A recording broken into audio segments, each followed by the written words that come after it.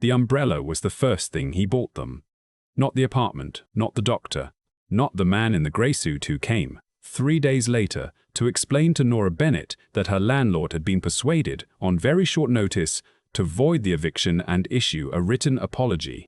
The umbrella, black, oversized, ribbed like a bat's wing, opened over a 4-year-old girl and her mother in the rain outside a shuttered pediatric clinic on a Tuesday night in November, held there by a man Nora Bennett had never seen before in her life, who did not introduce himself, who did not ask her name, who simply looked down at Lily and said in a voice like cold gravel wrapped in silk, "Sweetheart, you are going to catch your death." Lily, who had been crying for 40 minutes, stopped crying. That was the first thing Nora Bennett noticed about Damiano Vitale. Not the coat, which cost more than her rent. Not the car at the curb, which had not, she realized later, been there 30 seconds earlier. Her 4-year-old who had been sobbing about her fever and her earache, and the fact that the clinic door was locked and the lights were off, and the sign said, "Close it. See another predator." Stopped crying the instant this stranger spoke to her. Stopped, tilted her head, and looked up at him with the grave, considering expression Lily Bennett reserved for adults she suspected of being interesting. "My ear hurts," Lily told him. "I know it does." "How do you know?" "Because you are holding it, sweetheart, and you are very brave, and brave girls do not hold their own ears unless something is wrong." Lily thought about this. Then she reached up without warning and took his free hand. Nora Bennett's mouth opened to say something. She was not entirely sure what, and did not get the chance because the man was already looking at her over Lily's head, and the look was not what she had expected. It was not pity. It was not the tight, embarrassed smile of a rich man handing an umbrella to a poor woman and hoping to be released from the transaction. It was a very steady, very attentive look. The look of a man who had, in the last 8 seconds, taken a careful inventory of her circumstances and arrived at conclusions. "Ma'am," he said, "your daughter needs a doctor." "I know." "Not tomorrow." "I know. I have a car." He tilted his head very slightly toward the black sedan idling at the curb behind him. "There is a physician who will see her within the hour, and it will not cost you anything. And there is no version of this in which you owe me for it, please. It is raining, and she has a fever, and I am not able to walk past this. I don't know you." "No, you don't." "I don't. I don't get in cars with men I don't know." "That is very wise of you." He said it without irony. "My name is Damiano Vitale. I live 7 blocks from here. The physician is my mother's cardiologist's son. He is board certified. He is 36 years old. He is on my payroll for reasons unrelated to your daughter, and he lives on the 2nd floor of the same building I do. If you would prefer, I will call him now and you can speak to him. If you would prefer that I not be in the car with you, my driver will take you and Lily alone, and I will follow in a second car or on foot. If you would prefer that I go away entirely, I will do that, but I will call you an ambulance first, and I will pay for it, and you will not be able to stop me." Nora stared at him. "How do you know her name is Lily? It is stitched into the collar of her coat." She looked down. "It was, Mummy," Lily said, from below, still holding the stranger's hand, still tilting her head up at him with that grave, considering expression. "I want to go with him." "Baby, we don't." "Mummy." "Baby, we don't." "Mummy." "My ear hurts." The rain was coming down in sheets now, sideways, the kind of Boston November rain that felt personally offended by the idea of pedestrians. The clinic door behind them was dark. Nora had $11 in her wallet. She had a phone with 14% battery. She had at her mother's apartment in Dorchester an oxygen concentrator that had begun to whine at night, and she had in her checking account $362 and Lily's fever, when she had taken it in the CVS bathroom 40 minutes ago, had been 103.4. She looked at Damiano Vitale. She said, "You in the front seat with the driver, Lily and I in the back. Doors unlocked, my phone stays in my hand. If anything about the address you gave me is wrong, I am dialing 911 before we reach the corner, and I am screaming loud enough that people 3 floors up can hear me. That is acceptable, and I am not. I want to be clear about this. I am not going to sleep with you. I am not going to owe you anything. If this turns out to be, ma'am, What? I have not, in 15 years, offered any woman a favor she owed me for. I am not going to start with the mother of a 4-year-old in the rain. Please, get in the car. She got in the car.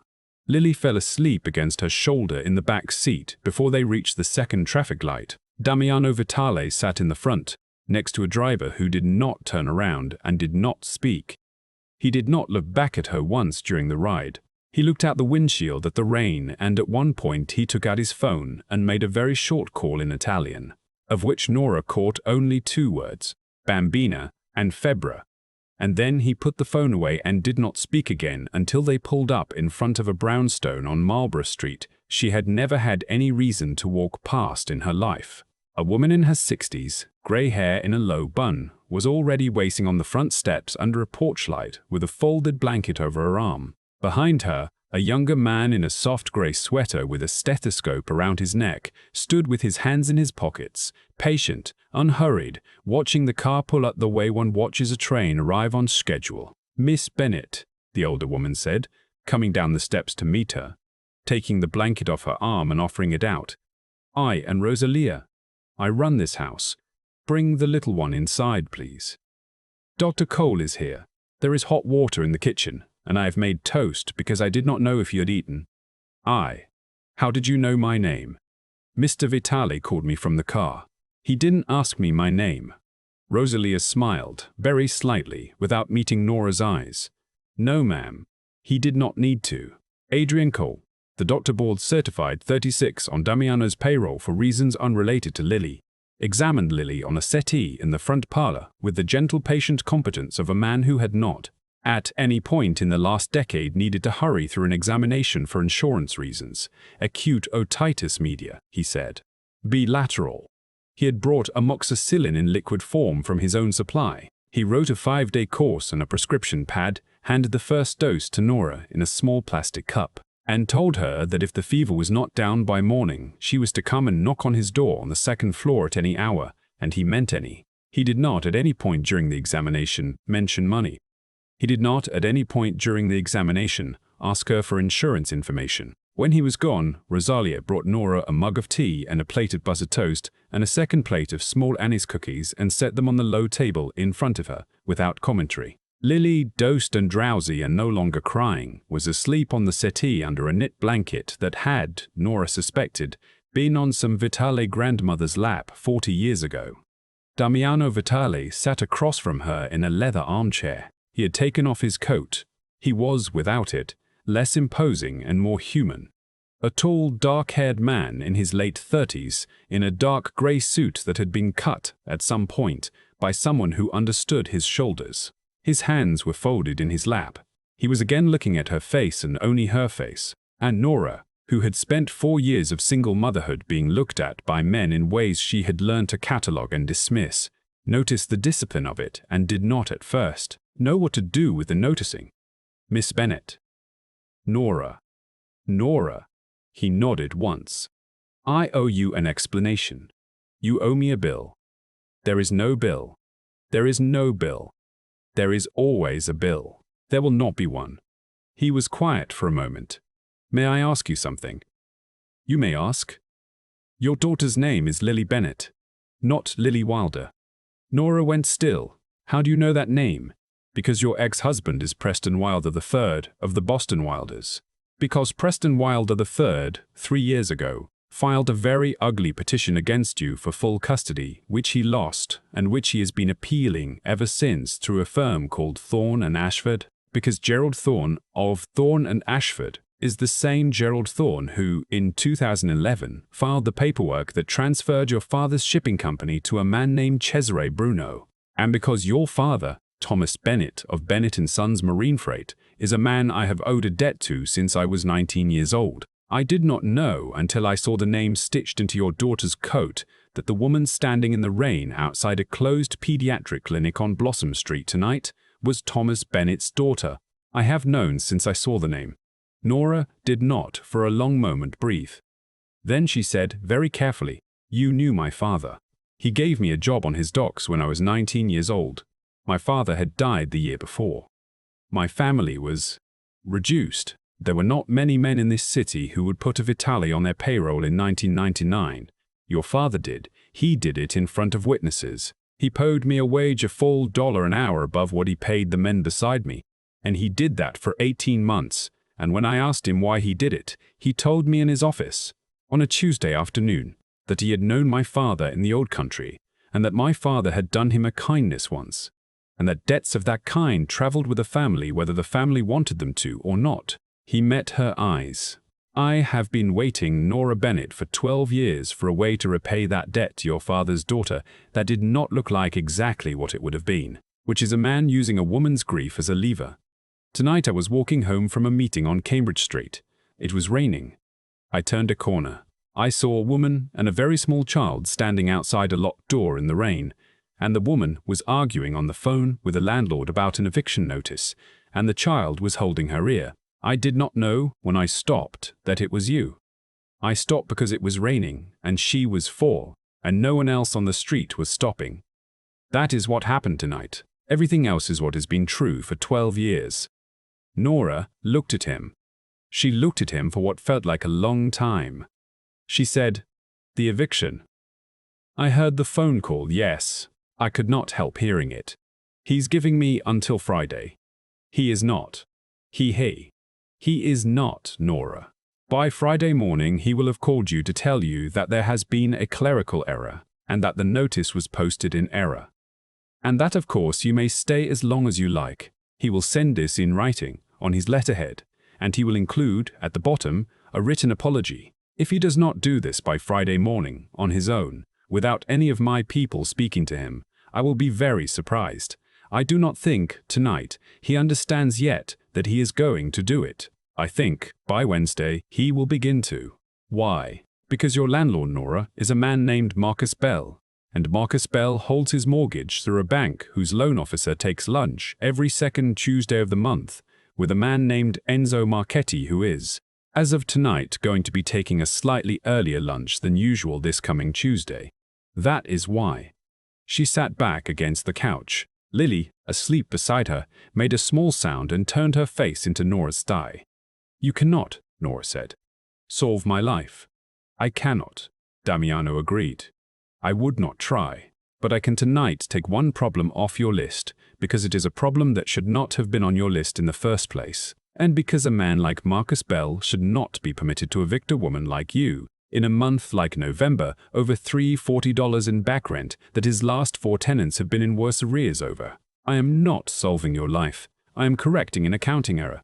Please permit me to correct it." Nora Bennett, who had spent 4 years being told by every institution that touched her that her problems were her fault and her failures were her character and her inability to make ends meet was in some fundamental sense evidence of a moral deficiency, began very quietly and without meaning to cry. She did not sob. She had not sobbed in front of another adult in 6 years. 2 tears simply moved down her face without permission, and she reached up to wipe them away with the back of her hand, and Damiano Vitale, who did not move toward her, who did not offer her handkerchief, who did not in fact comment on the tears at all, simply looked at his own folded hands and waited, with the patience of a man who understood that some things had to move through a room before other things could be said.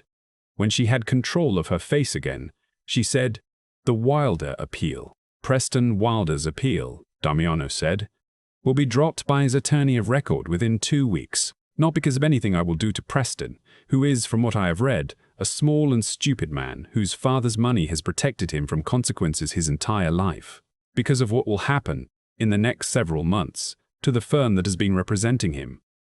Gerald Thorne is going to have a difficult spring, Nora.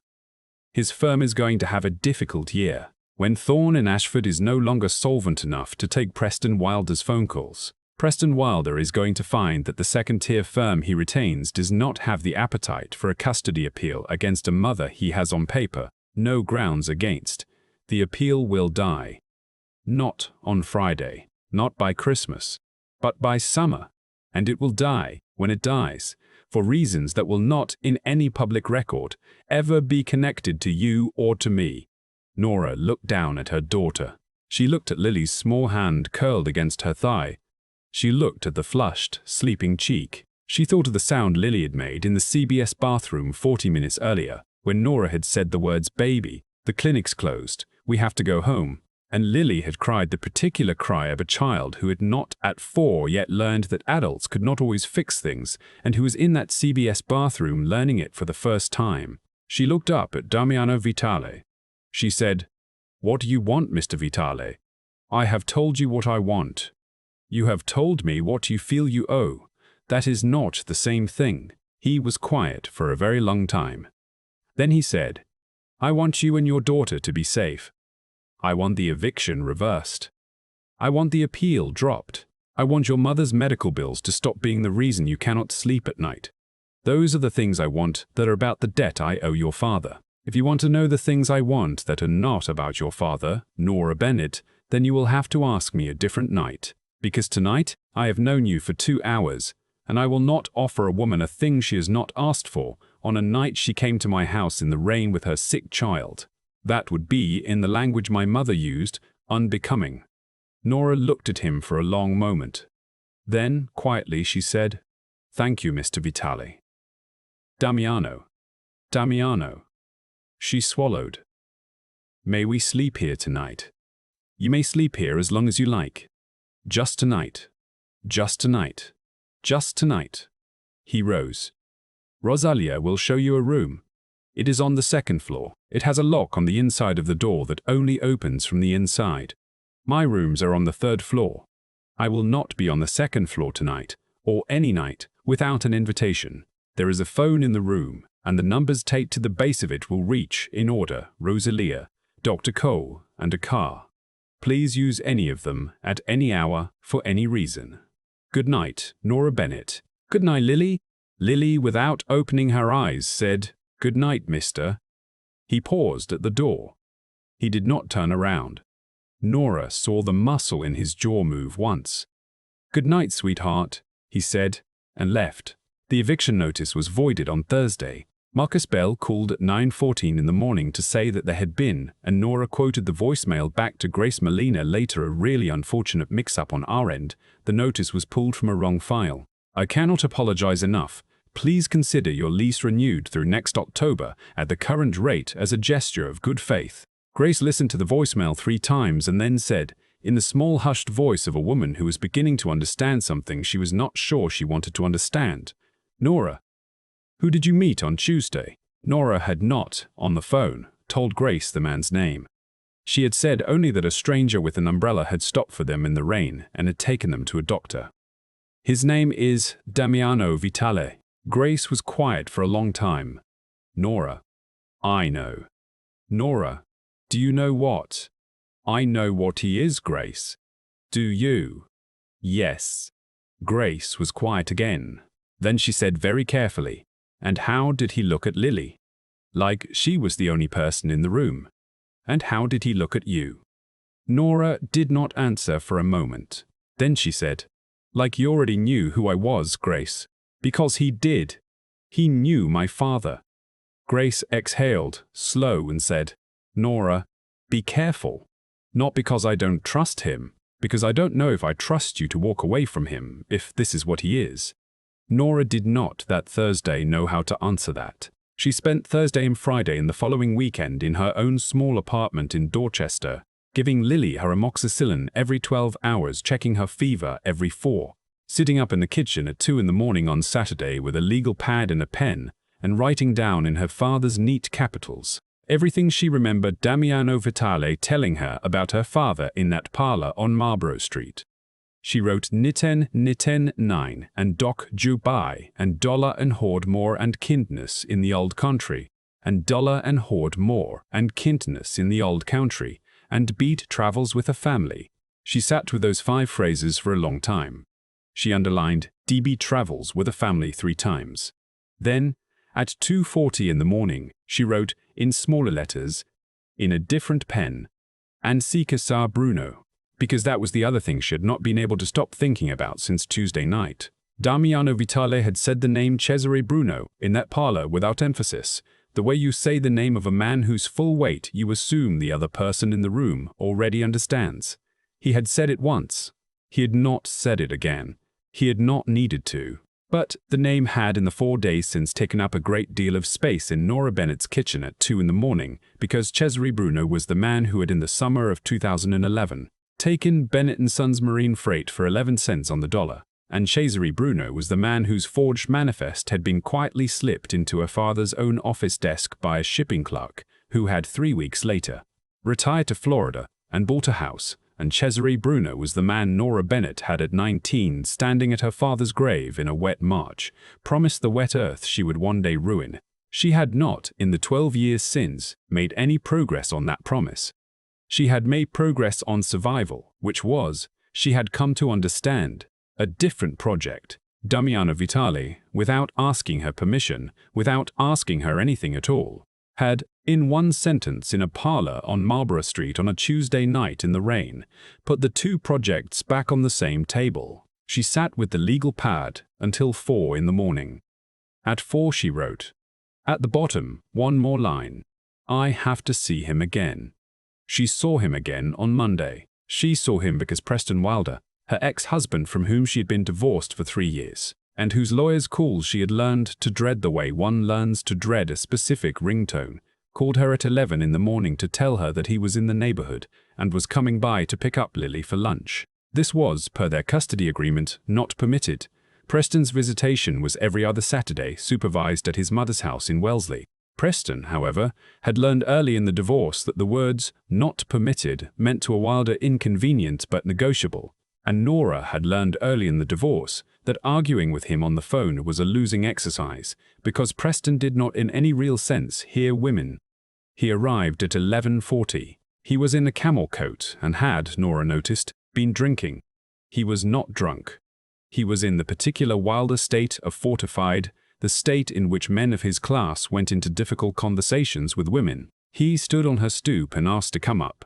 Nora, from behind the door on the chain, told him no. Preston, standing on her stoop, told her that he had a right to see his daughter and that if she was going to be unreasonable about it, he would be forced to involve his attorney, by which he meant Gerald Thorne, whose name Nora had spent 4 years being terrified of. Nora looked at him through the crack of the chain door. She thought about a man in a leather armchair on Marlborough Street, saying, he is not Nora. By Friday morning he will have called you. She thought about the fact that Marcus Bell had called on Thursday. She said, Preston, go home. I want to see my daughter Nora. Go home. You are being, Preston. I said go home. Preston Wilder III, who had never in his adult life had a woman on a Dorchester stoop tell him twice to go home, put his shoulder against her door. The chain held. He put his shoulder against it a second time. The chain held. The doorframe, which was old, did not.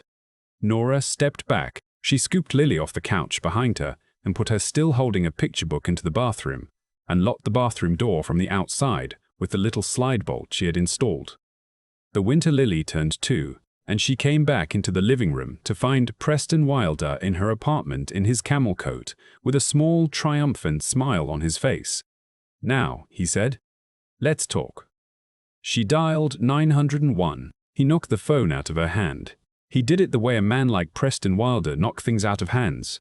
Not hard, not really, but with the confidence of a man who had never in his life been arrested for it. The phone skidded under the couch. Nora, who was 5'6" and 198 pounds, and had done 4 years of jiu-jitsu at a community center in Roxbury for exactly this kind of Tuesday, took 2 steps back and put her weight into her back leg the way her instructor had taught her, and prepared to break Preston Wilder's nose. She did not get to break Preston Wilder's nose, because the door, the broken unchained door, swung open behind Preston, and a broad, quiet man in a dark suit she had never seen before in her life stepped through it and behind him. Damiano Vitale, in a black overcoat, stepped through it, and Damiano Vitale looked at the situation in Nora's living room for approximately 1.5 seconds, and then he said very quietly to the broad, quiet man, Vince. The stairs.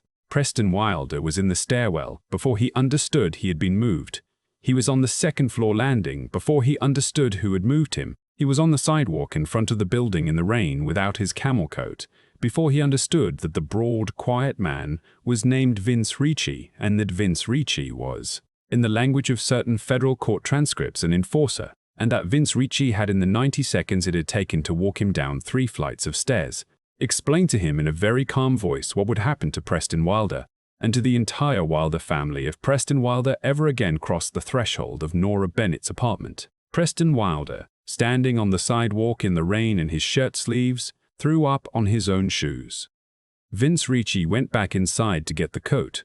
Vince Ricci threw the coat over Preston Wilder's shoulders, gently, the way one drapes a coat on a man who has just been sick, and said, "Go home, Mr. Wilder. And if I were you, I would call your attorney tomorrow and I would drop the appeal and I would sign the modification your ex-wife's attorney sends you next week without reading it. And I would spend the rest of your life being a father your daughter is willing to see at Christmas. Do we understand each other?" Preston Wilder understood. Preston Wilder went home, upstairs, in the small apartment in Dorchester. Damiano Vitale had not, in the time Vince Ricci had been downstairs, moved from the doorway. He had not come into the room. He had not, in fact, looked around the room, though Nora suspected he had catalogued it entirely in the first 3 seconds. He had stood in her doorway with his hands at his sides and his eyes on her face, and when she said, "At last," "How did you know?" he said. "Miss Melina called me." "Grace called you."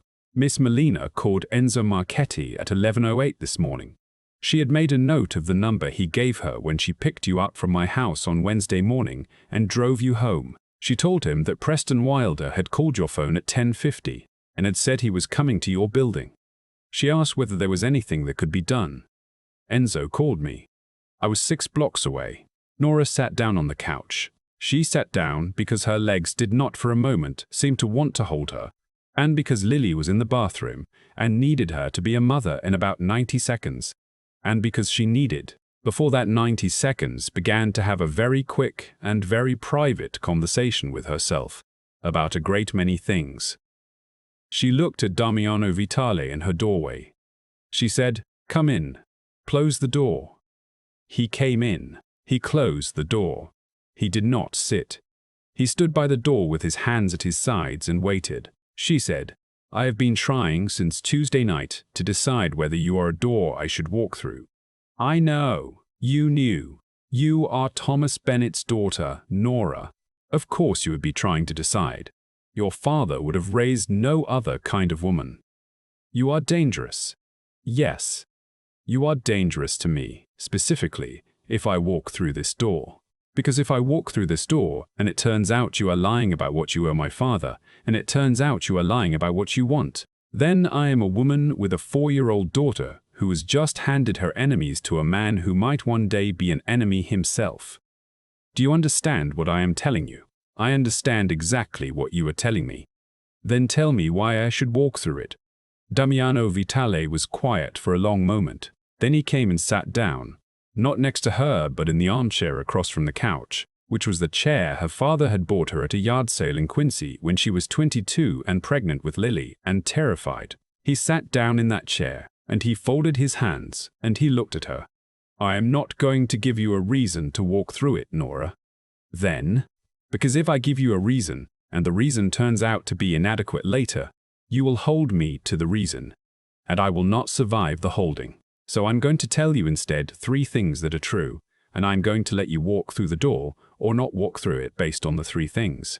And if you do not walk through it, I will spend the rest of my life keeping the promises I made you on Tuesday night without ever asking you for anything else, because a debt to Thomas Bennett is not conditional on his daughter loving me back. Are you ready?" Nora nodded. 1. Damiano said, "I have been in love with a woman I did not know the name of for 4 days. I did not know on Tuesday night that she was you. I know now." Nora did not for a moment breathe. 2. Your daughter, Lily, is the first small child in 11 years who has, on meeting me, taken my hand. I do not know what to do with that information. I have not been able to stop thinking about it. I have been a man alone for a long time. Nora and I understand that I am not a safe person for a 4-year-old to hand her hand to, and I have been trying since Tuesday to decide whether it is possible for me to become a person she is not wrong to hand her hand to. I do not know the answer yet. I am telling you the question." Nora's eyes had begun again without permission to fill. 3. Cesare Bruno is going to fall. He is going to fall because I have been building the case that will bring him down for 4 years, and it is nearly complete, and it does not require anything from you. If you walk away from me tonight and never speak to me again, Cesare Bruno will still fall, and your father's name will still be restored in the second paragraph of a federal indictment. And I will send you a copy of that indictment when it unseals, so you can put it in your desk drawer and read it on the days you need to. That is going to happen whether or not you walk through this door. I want you to know it is going to happen whether or not you walk through this door. Because I do not want you to walk through this door, Nora Bennett, because of what I am offering to do for your father. I want you to walk through it, if you walk through it, because of what you are choosing to do for yourself. He was quiet. He said at last, "That is what is true. Now you decide." Nora Bennett sat on her couch in her small apartment in Dorchester and looked at the man in her father's yard sale armchair. And she thought about a great many things at once. She thought about a black umbrella opening over her 4-year-old in the rain. She thought about "Sweetheart, you are going to catch your death." She thought about a chair that had been chosen for her body without anyone commenting on the fact that it had been. She thought about debts of that kind traveled with a family whether the family wanted them to or not. She thought about the sound Preston Wilder had made when Vince Ricci lifted him. She thought about her father in a hard hat on a dock in Red Hook, laughing at something the photographer had said. She thought about the wet earth in March. She stood up. She walked across the small living room. She stopped in front of the armchair. She did not sit down in his lap, and she did not touch his face, and she did not kiss him, because Lily was still in the bathroom, and any of those things would have been for herself and not for the moment. She said, "Stand up." He stood up. She said, "Give me your hand." He gave her his hand. She turned it over. She looked for a long moment at the palm, at the small silvered scar across the base of the thumb, at the calluses that a man in a $5,000 suit was not supposed to have and did. And she folded his fingers gently into a loose fist, and she held the fist in both of her hands. And she said quietly, "I am walking through the door, Damiano. Not for my father, for Lily, because you gave her an umbrella in the rain, and because she took your hand, and because if I am wrong about you, I will find out slowly enough to protect her. And if I am right about you, then my daughter is going to grow up knowing what a man looks like when he keeps his word. I need her to know what that looks like. I have not, until Tuesday, known any men who could show her. Do you understand what I am asking you?" "Yes, Nora. Say it back to me, so I know you heard it." Damiano Vitale looked at her. He said, "You are asking me to be the man your daughter grows up knowing.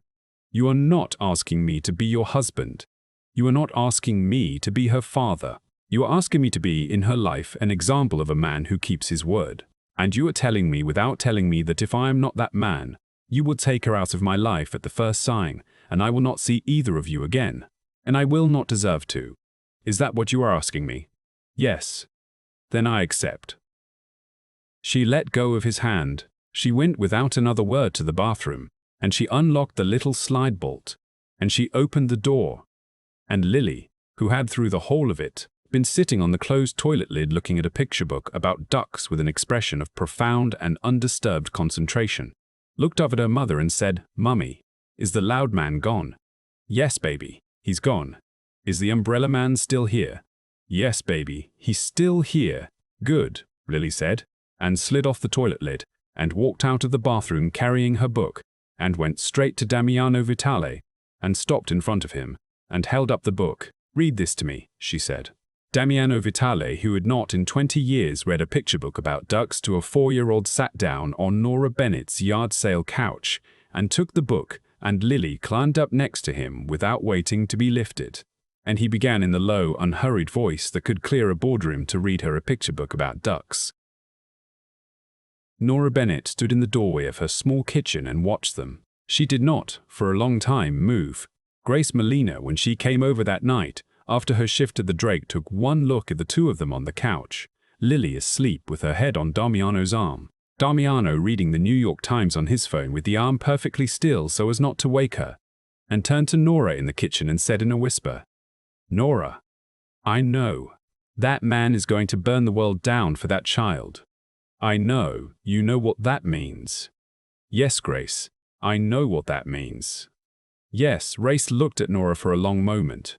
Then she said quietly, "Then I need to tell you something. And you need to hear it before you go any further with him, because I have been holding it for 4 days and it belongs to you. Tell me, when you were at his house on Tuesday, when I came in the morning to drive you home, Rosalia showed me the kitchen while you were getting Lily dressed upstairs, and there is a photograph on his refrigerator, Nora. In a magnet frame, it is your father.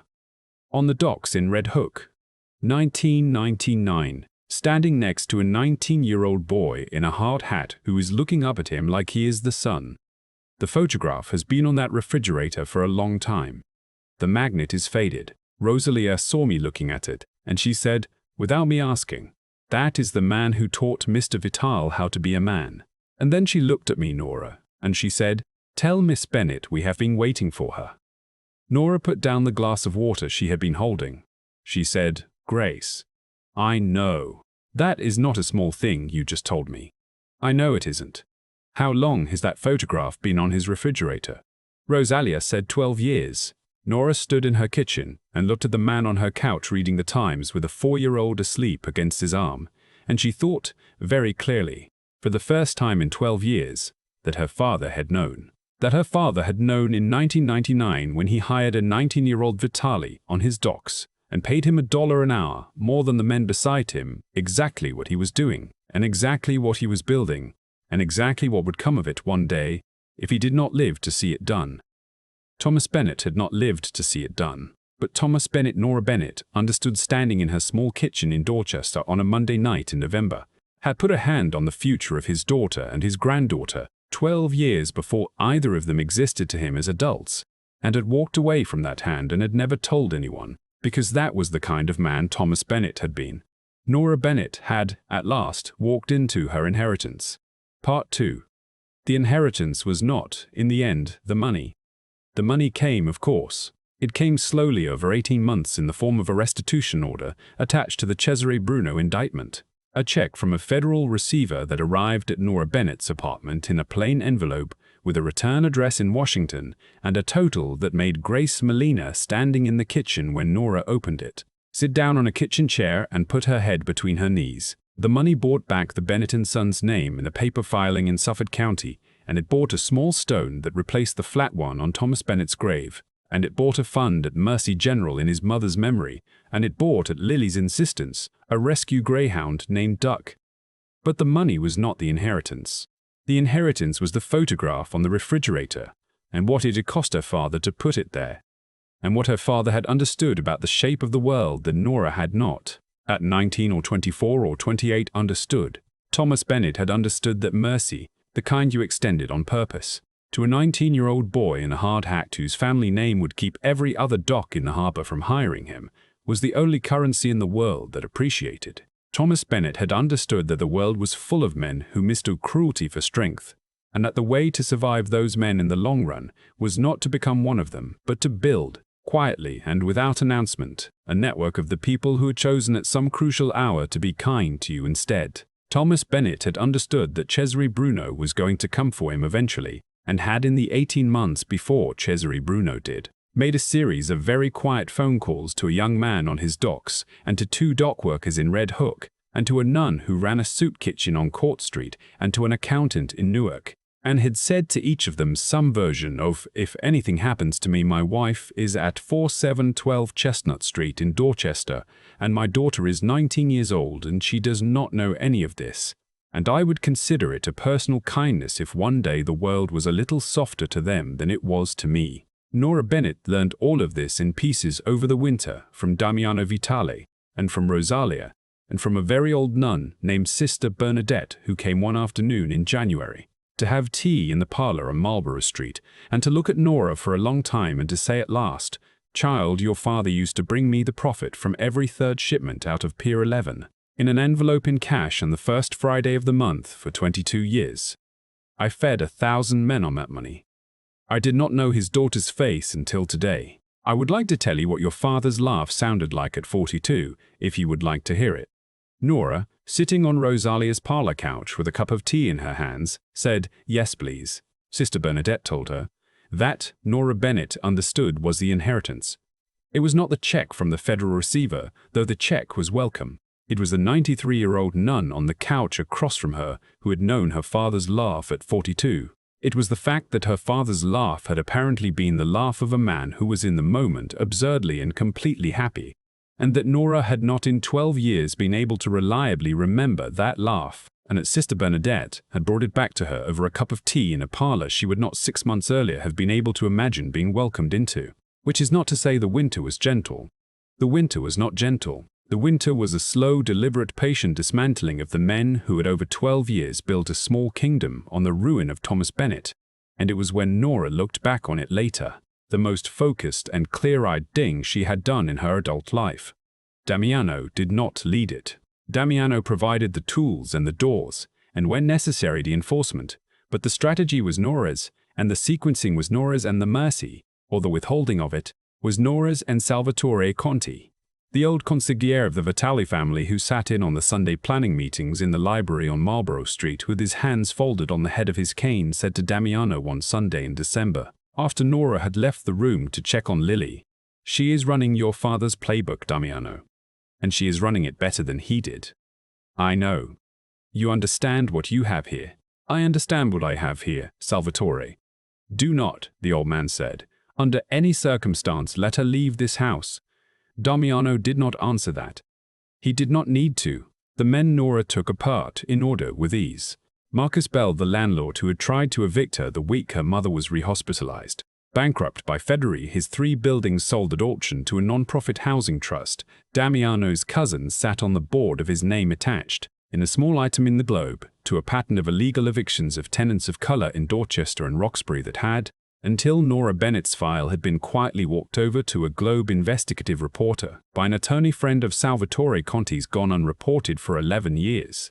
Marcus Bell did not go to prison. Marcus Bell went to a small apartment in Quincy and, for the rest of his life, opened his mail every morning with the particular slowness of a man who had learned, at 59, to be afraid of envelopes. Preston Wilder III never bothered her again. Dropped the custody appeal in writing through a second-tier attorney in the second week of December after his father, Preston Wilder II, of the Wellesley Wilders, received a very polite lunch invitation from a man named Enzo Marchetti at the Somerset Club and had over a very expensive plate of Dover sole been shown a folder of photographs he had not previously seen of his son. Preston Wilder III began, after the lunch, to send Lily a birthday card in November and a Christmas card in December. Both of them signed "Your father, Preston," in a hand that was clearly his mother's.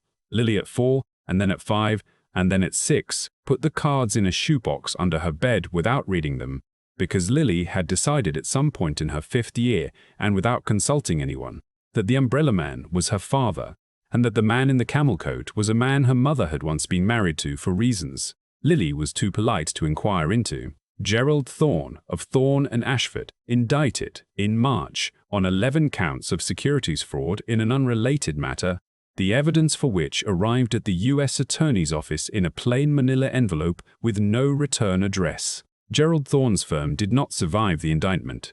Gerald Thorne's partner, Marion Ashford, retired abruptly to a house in Palm Beach. Gerald Thorne's daughter, Camilla Ashford, who had been engaged to a hedge fund heir in Greenwich for the 3rd time in 4 years, had her engagement quietly called off in April and moved that summer to a smaller property in Delaware, where she married in the following spring a decent man from Wilmington who worked in insurance and who had never heard the name Bennett. Camilla, by all accounts, made him a good wife. Camilla, by all accounts, did not attend any function on Beacon Hill for the rest of her life. Cesare Bruno, arraigned in the Southern District of New York in June on 22 counts, of which count 7 read in the first line, in the matter of the fraudulent conveyance of Bennett & Sons Marine Freight LLC. In the fall of 2011, the defendant did knowingly and willfully. Nora Bennett read that line at her kitchen table at 7 in the morning with a cup of coffee going cold in her hand, and she called her mother into the kitchen without turning around, and Margaret Bennett, who was very sick but was upright and steady on a new oxygen concentrator that had been quietly delivered to her apartment in October, read the line over her shoulder, and neither of them spoke for a very long time. Then Margaret said quietly, "Your father would have wanted his name in that sentence." "It is in that sentence, Mama." "Yes." Margaret's hand on her shoulder was very thin and very warm. Yes, it is. The trial was in the fall. Cesare Bruno was convicted in November on 19 of the 22 counts. He was sentenced in January to a term that would outlast him. He was, on the morning of the sentencing, permitted a brief statement to the court. He used it to say that he had been the victim of a personal vendetta. He was not wrong about this, technically. He was wrong about who was conducting it. He believed, until the day he died in a federal facility in Pennsylvania, that Damiano Vitale had brought him down. He never once, in 5 years of appeals and interviews and one long conversation with a Times reporter 3 months before his death, mentioned the name Nora Bennett. He did not know it. That Nora thought was the cleanest revenge of all. That she had been the reason and he had never been permitted to know it. Renzo Fontana, Damiano's underboss, who had, as Enzo Marchetti had discovered in a folder laid on Damiano's desk in the 4th week of December, been feeding Cesare Bruno the Vitale family's shipping routes for 11 months in exchange for a promise that when the dust settled, Renzo would be the man left standing. This was the piece that nearly went badly. It nearly went badly because Renzo Fontana, alerted somehow, Damiano never learned by whom, that the folder existed, did not wait to be confronted. He went instead on a Wednesday evening in the 2nd week of January to Marlborough Street, and he waited in the alley behind the house until Rosalia went out at 7 to take the trash to the bin. And he came into the kitchen through the back door with a small handgun and Rosalia's arm behind her back, and he caught up the back stairs. In the voice of an uncle who had known Damiano since he was 6. "Damiano, come down, please. We need to have a conversation." Damiano was in the 3rd floor study on a call with his attorney. Nora was in the 2nd floor parlor with Lily, reading the picture book about ducks for the 400th time. Nora heard the voice from the kitchen. She recognized the voice.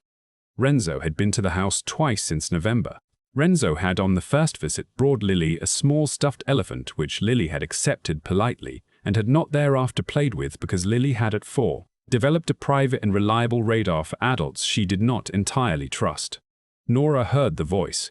She heard, under the voice, the small tight sound Rosalia made when a man twisted her arm. She heard in a way she would not later be able to explain the shape of the moment. The shape of a man in her kitchen with a gun and Rosalia's arm, and the shape of Damiano upstairs on the call with his back to a door, and the shape of Lily on the parlor couch beside her, and the shape of what would happen in the next 90 seconds if Nora Bennett did the wrong thing. She did not do the wrong thing. She set the book down. She lifted Lily without hurry and carried her on her hip to the small closet under the stairs which had been in a previous century a servant's cloak cupboard and had, in the year Nora had been living in the house, become the place where Lily hid when they played the game. Lily called Quiet Mouse. Nora set her down in the closet. She said, "Lily, Quiet Mouse, all the way quiet, until Mommy comes to get you, or the umbrella man comes to get you, or Rosalia comes to get you, no one else. Do you understand me?" Lily, who was 5, said, "Yes, Mommy." "Good girl." Nora closed the closet door. She walked without hurry to the kitchen. She had in her right hand the small pearl-handled paring knife she had picked up off the parlor side table on the way.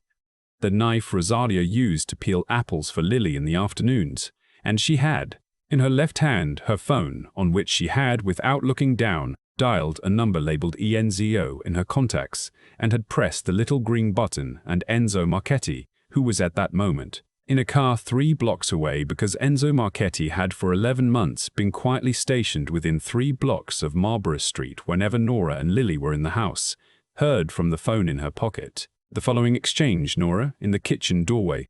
Renzo at the kitchen table with Rosalia in a chair beside him and his gun on the table and his hand on her wrist. "Miss Bennett, I did not want you in this room." Nora, "Let go of Rosalia's wrist, please." Renzo, "I am not." Nora, Renzo, "Let go of Rosalia's wrist. I am not going to ask you again." Renzo did not let go of Rosalia's wrist. Nora took 3 steps into the kitchen. She set the phone screen down on the counter beside her. She kept the paring knife against her thigh, out of Renzo's line of sight. She looked at Rosalia, who was in the chair absolutely calm. the calm of a woman who had grown up in Palermo and had seen men with guns in kitchens before and had learned at 15, the specific stillness that survived them. Nora said, "Renzo, I would like to make you an offer." Renzo, whose gun was still on the table, whose hand was still on Rosalia's wrist, whose eyes were on the door behind Nora waiting for Damiano to come through it. "Miss Bennett, there is a car outside," Nora said. "I did not call it.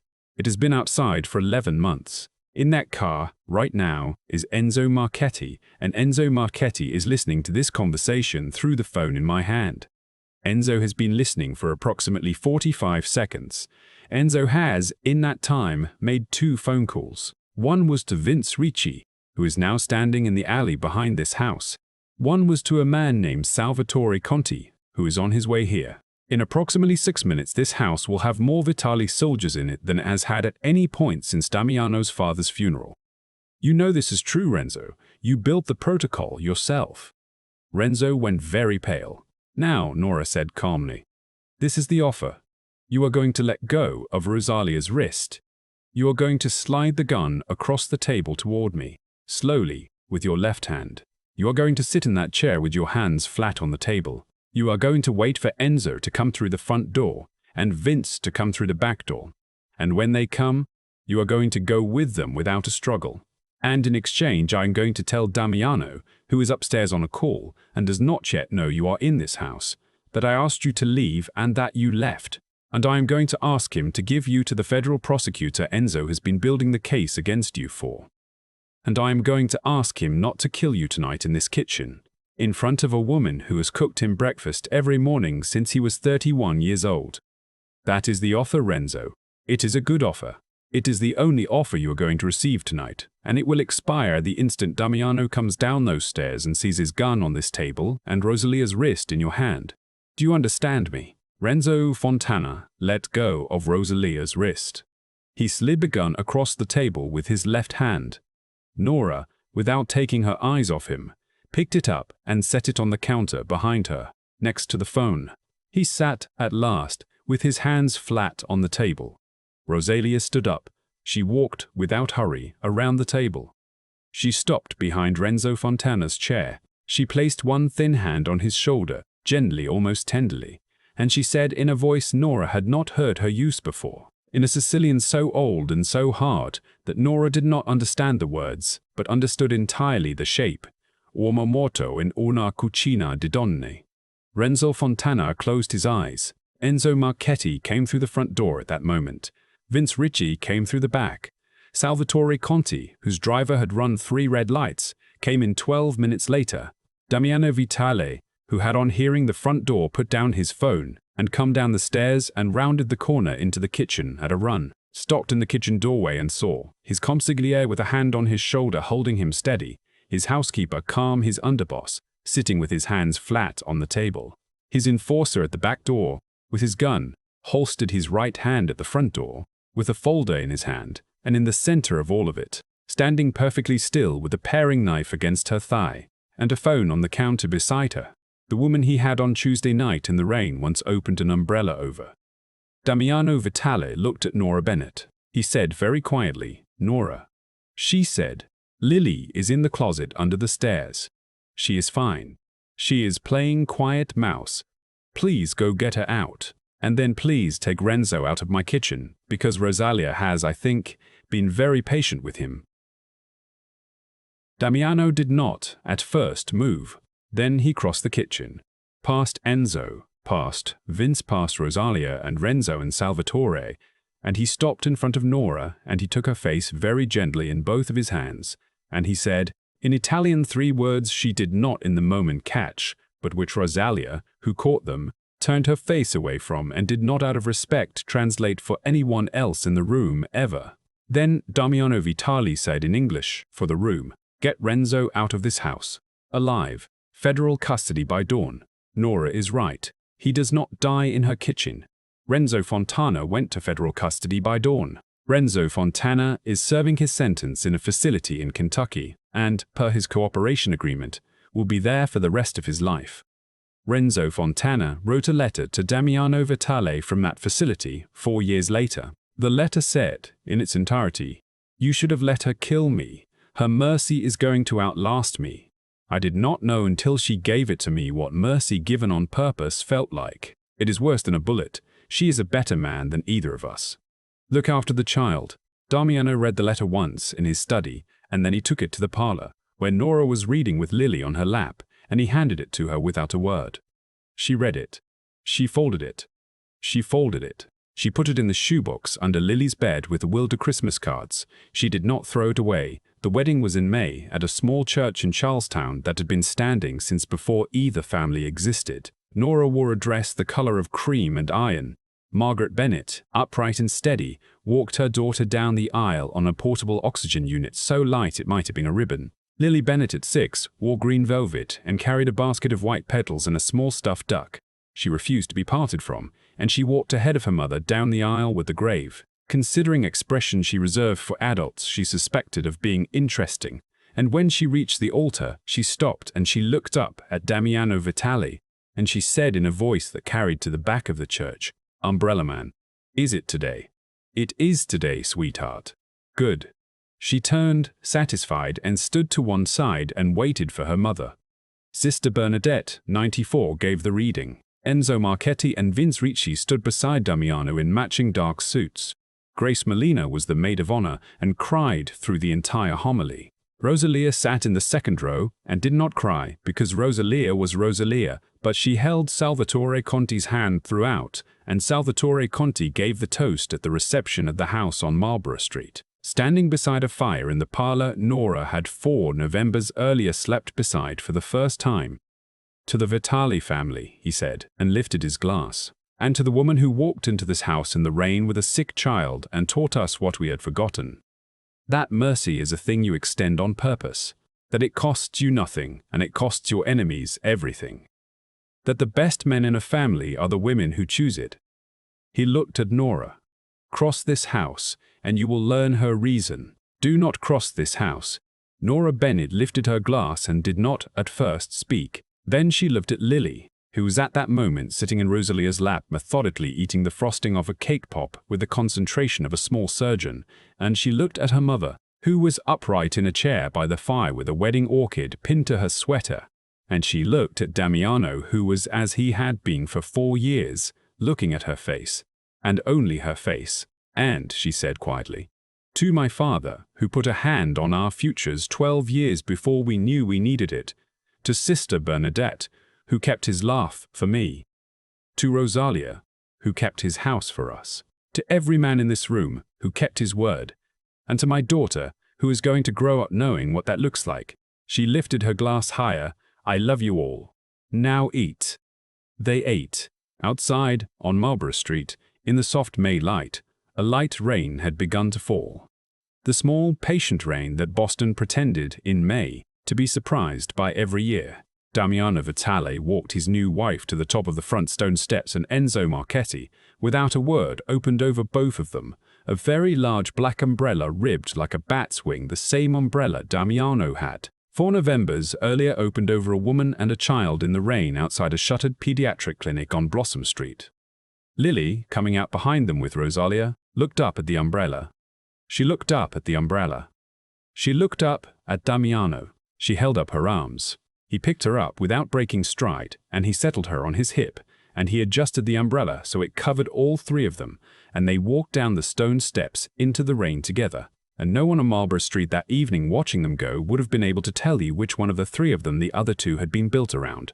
They thought she was a woman alone in the rain with a sick child. They thought she was an eviction notice, a custody appeal, a cheap cry in a CVS bathroom, a name that had been erased from the 2nd paragraph of an old newspaper article a very long time ago. They forgot that some women, when you finally hand them an umbrella, hand it back to you as an empire, and that the price of walking past one in a cold rain on the wrong Tuesday night in November is every door you thought was yours to close. If you love a heroine who does not shrink, do me a favor. Hit that like button. Share this with someone who has ever stood in the rain outside a closed door with a sick child in her arms. And subscribe for the next one. And in the comments, tell me, who was the stranger with the umbrella? And if no one has come yet, would you like me to tell you a secret? He is coming. Keep the porch light on.